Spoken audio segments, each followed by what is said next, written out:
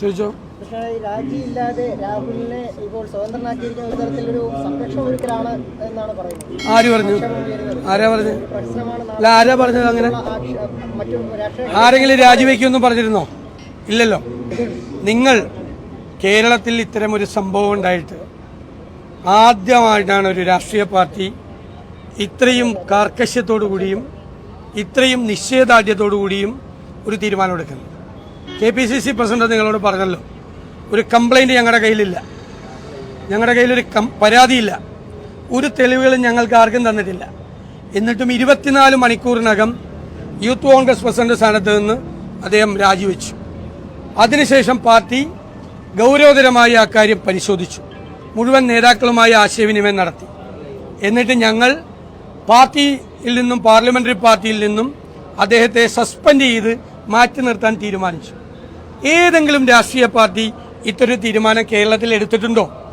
Rape, ഇപ്പം ഞങ്ങളെ ആക്രമിക്കുന്നവർ, നിങ്ങളെ കളിയാക്കുന്നവർ, ഇപ്പം മന്ത്രി MP രാജേഷിൻ്റെ സ്റ്റേറ്റ്മെൻറ്റ് ഞാൻ കണ്ടു, ഇത് ഭയങ്കര കോംപ്രമൈസായി പോയെന്ന്. ഒരു റേപ്പ് കേസിലെ പ്രതി കൈപൊക്കിയിട്ടാണ് അദ്ദേഹം മന്ത്രിയായിട്ട് അവിടെ ഇരിക്കുന്നത് നിയമസഭയിൽ. സ്വയം ഒരു ഉളുപ്പ് വേണ്ടേ? ഒരു റേപ്പ് കേസിലെ പ്രതി MLA ആയിട്ടിരിക്കുകയാണ് CPM-ൽ. ഞാൻ പേരൊന്നും പറയില്ല ആരുടെ. ഞങ്ങളതാണ് ചെയ്തത്. ഞങ്ങൾക്ക് വേണമെങ്കിൽ പറയാം, CPM ഒരു നടപടി എടുത്തില്ല. BJP പോക്സോ കേസിലെ പ്രതി ഹൈക്കമ്മിറ്റിയിലാണ്, ഏറ്റവും കൂടുതൽ. ഞങ്ങൾക്ക് അതൊക്കെ ചൂണ്ടിക്കാണിക്കാം. ആരും ഒരു നടപടി എടുത്തിട്ടില്ല.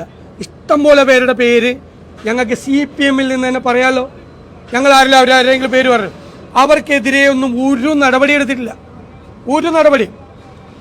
അതെല്ലാം പറഞ്ഞ് ഞങ്ങൾക്കും ഉഴപ്പായിരുന്നല്ലോ. ഞങ്ങൾ ആദ്യം തന്നെ അദ്ദേഹത്തെ സ്ഥാനത്ത് നിന്ന് മാറ്റി, പിന്നെ അദ്ദേഹത്തെ സസ്പെൻഡ് ചെയ്ത് അതിൽ നിന്ന് ഞങ്ങൾ മാറ്റി നിർത്തി. അതെന്തുകൊണ്ടാണ്? സ്ത്രീകളോടുള്ള ഞങ്ങളുടെ പ്രസ്ഥാനത്തിൻ്റെ ബഹുമാനവും ആദരവുമാണ്. അവരുടെ ആത്മാഭിമാനത്തിന് മുറിവേറ്റെന്ന് ഞങ്ങൾക്ക് തോന്നിയപ്പോൾ ഞങ്ങളുടെ പാർട്ടി ചെയ്താണ്. ഞാനൊരു 3 ദിവസം മുമ്പ് നിങ്ങളോട് പറഞ്ഞു, വേറെ ഒരു പാർട്ടിയിലും പോലെ അല്ല കോൺഗ്രസ് എന്ന് ഞങ്ങൾ ഇക്കാര്യത്തിൽ തെളിയിക്കും, നിങ്ങളെ കൊണ്ട് പറയിക്കും എന്ന് ഞാൻ പറഞ്ഞു. വേറെ ഒരു പാർട്ടിയെ പോലെ അല്ല കോൺഗ്രസ് ഇക്കാര്യത്തിൽ തെളിവെടുത്തു. ഞങ്ങൾക്ക് ഏറ്റവും പ്രധാനപ്പെട്ട ഒരാളെയാണ് ഞങ്ങൾ ഈ നടപടിയെടുത്തത്.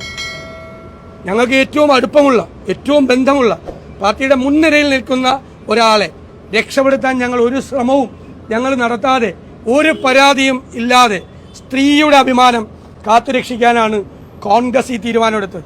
അത് കേരളത്തിൻ്റെ രാഷ്ട്രീയ ചരിത്രത്തിൽ അടയാളപ്പെടുത്തുക തന്നെ ചെയ്യും, ഒരു സംശയം വേണ്ട.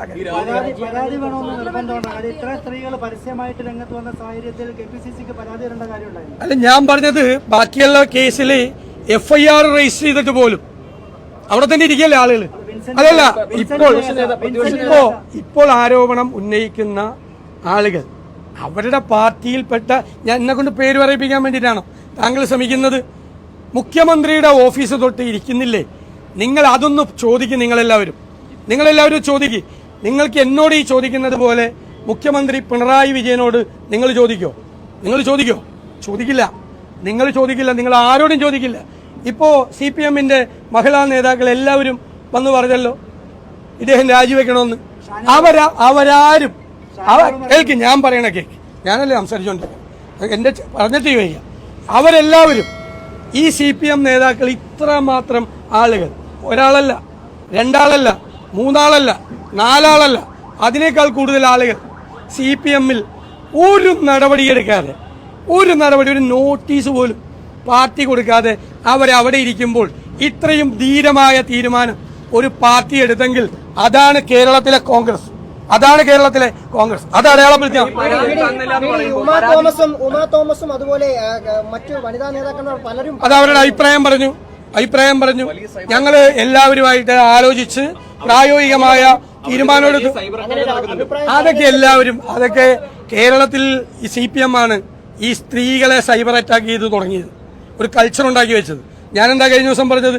ഒരു സ്ത്രീ പോലും സൈബർ ഇടത്തിൽ ആക്രമിക്കപ്പെടരുത്, ഒരു പരാതി കൊടുക്കുന്ന സ്ത്രീ പോലും ആക്രമിക്കപ്പെടരുത്. അത് തെറ്റാണ്. അതൊരു തരത്തിലുള്ള മനോരോഗമാണ് സ്ത്രീകളെ ഈ സോഷ്യൽ മീഡിയയിൽ ആക്രമിക്കുന്നത്. നിങ്ങളെ മാധ്യമ പ്രവർത്തകരെ, സ്ത്രീകളെ എത്ര പേരെ CPM ആക്രമിച്ചു? അന്നൊന്നും ഈ ചോദ്യത്തിന്റെ ആവേശം ഞാൻ കണ്ടില്ലല്ലോ. അന്നൊന്നും ഞാൻ കണ്ടില്ലല്ലോ. കോൺഗ്രസിന്റെ വനിതാ നേതാവിനെ ഉൾപ്പെടെ ഇപ്പോൾ പൊതുയിടങ്ങളിൽ സൈബർ ഇടങ്ങളിൽ ആക്രമിച്ചുകൊണ്ടിരിക്കുകയാണ്. അത് തെറ്റാണ്. ആരെയും ആക്രമിക്കാൻ പാടില്ല. സൈബർ ഇടങ്ങളിൽ സ്ത്രീകളെ ആക്രമിക്കുന്നത് ഒരു തരത്തിലുള്ള മനോരോഗമാണ്. അത് അവസാനിപ്പിക്കണം. 2 ദിവസം മുമ്പ് ഞാൻ പറഞ്ഞതാണ്, കൃത്യമായിട്ട് പറഞ്ഞാണ്. ഞങ്ങൾക്ക് നല്ല നിലപാടുള്ള പാർട്ടിയാണ് കോൺഗ്രസ്. നല്ല നിലപാട്. പ്രതിപക്ഷ നേതാവിനടക്കം പരാതി നൽകിയിരുന്നു എന്നുള്ളതാണ്. ഇതൊക്കെ ഞങ്ങൾ വളരെ പല പ്രാവശ്യം പറഞ്ഞതാണ്. പല പ്രാവശ്യം വളരെ കൃത്യമായിട്ട് പറഞ്ഞ കാര്യമാണ്. ഇതെല്ലാം വ്യക്തമാക്കിയതാണ്. ഇനി അതിട്ട് ചുരണ്ടണ്ട. ചോദ്യത്തിന് ഉത്തരം നിങ്ങൾ ഒരാൾ തന്നെ ഇങ്ങനെ ചോദിച്ചോണ്ടിരിക്കല്ലേ. ചോദ്യത്തിന് ഉത്തരം പല പ്രാവശ്യം കൃത്യമായിട്ട് നിങ്ങൾ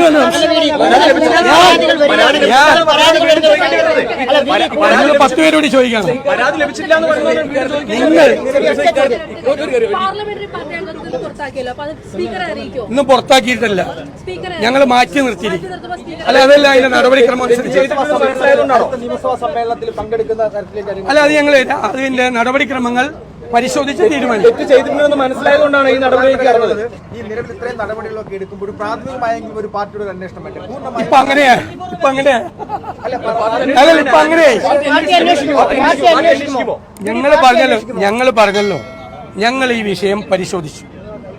ഒരു പാർട്ടിക്ക്, ഒരു രാഷ്ട്രീയ പ്രസ്ഥാനത്തിന് എടുക്കാൻ പറ്റിയ ഏറ്റവും വലിയ തീരുമാനം കേരള രാഷ്ട്രീയത്തിൽ ഒരു രാഷ്ട്രീയ പാർട്ടിയും എടുക്കാത്ത ധീരതയോടുകൂടിയ ഒരു തീരുമാനം കോൺഗ്രസ് എടുത്ത് പോയി. ഇപ്പോ റിപ്പോർട്ട് ചെയ്യുമ്പോൾ അതിനെപ്പറ്റി അഭിനന്ദിച്ചു. നേരിന്റെ വാർത്തകൾ നിങ്ങളുടെ വിരൽത്തുമ്പിൽ എത്താനായി സാക് ന്യൂസ് ചാനൽ സബ്സ്ക്രൈബ് ചെയ്തും ഷെയർ ചെയ്തും ഒരു ശരിയായ മാധ്യമ നിലപാടിന് പോകാൻ ഞങ്ങൾ നിങ്ങളെ ക്ഷണിക്കുന്നു.